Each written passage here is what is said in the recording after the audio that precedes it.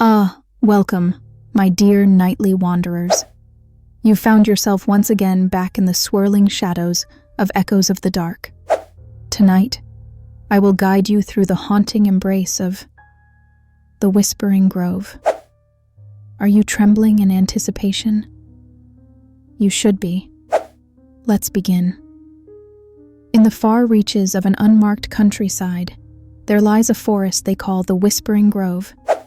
Its name has been erased from maps, its borders unmarked, as if the earth itself wishes to forget its existence. Yet, oh, how the grove remembers. You see, it whispers. Not with the wind, not with the trees, but with voices, laughter, sobs, whispers wrapping around your ears like silken threads. Every sound untraceable, each one impossibly human.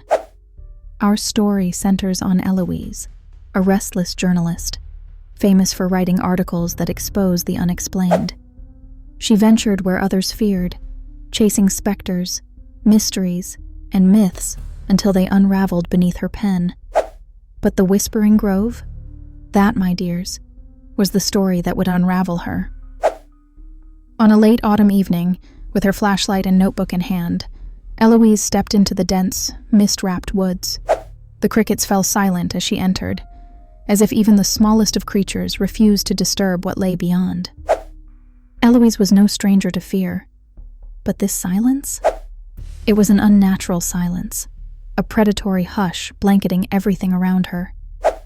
Her research had prepared her, or so she believed.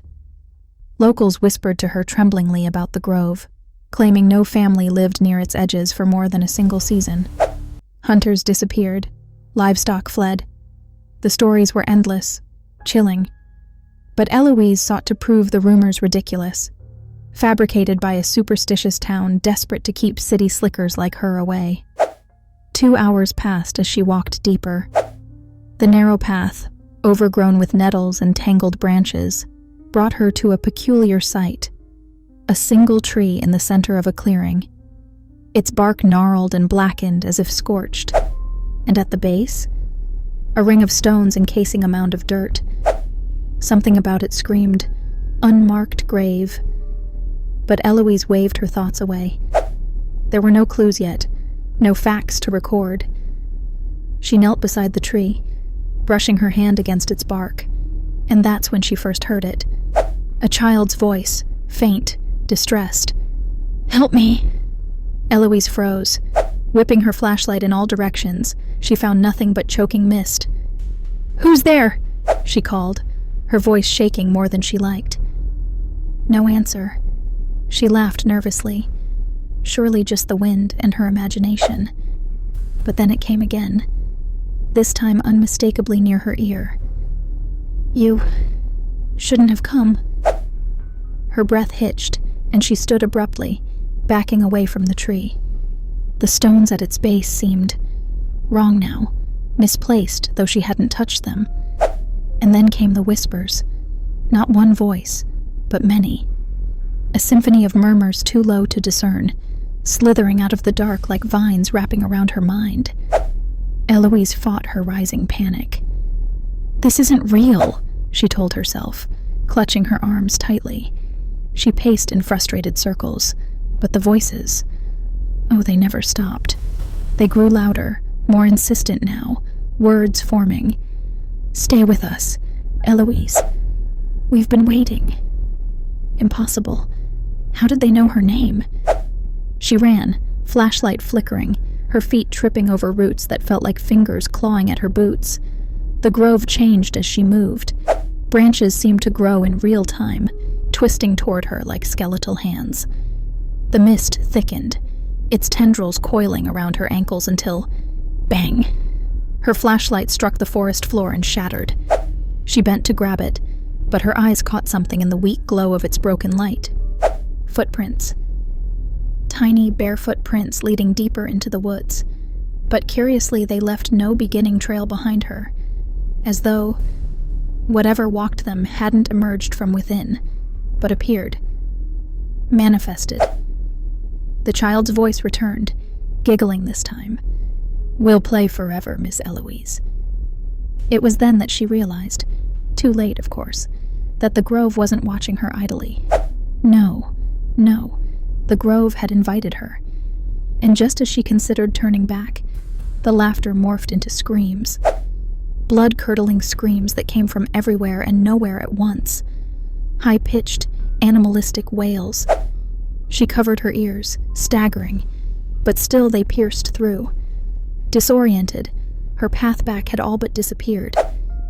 No trail now.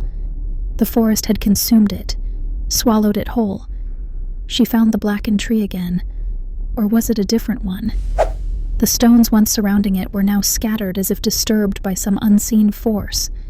She dared not approach. Her legs felt cemented in place beneath her.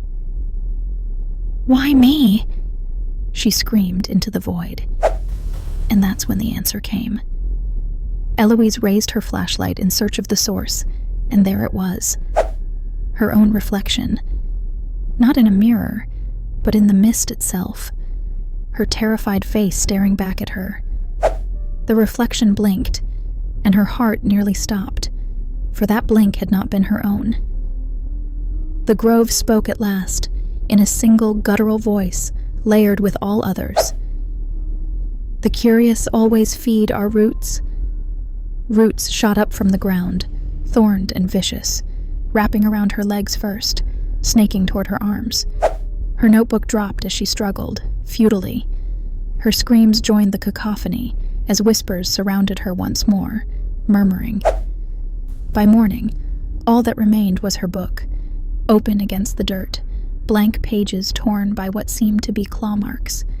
Her name etched into the final slice of paper, Eloise, eternal resident of the Whispering Grove. And so, my dear nocturnal companions, the Grove claims another soul. It thrives on curiosity, nourished by those who dare venture too far. But I beg you, don't let curiosity tempt you tonight, for the trees, the whispers, they're always waiting. And so am I. Until next time, sweet dreams.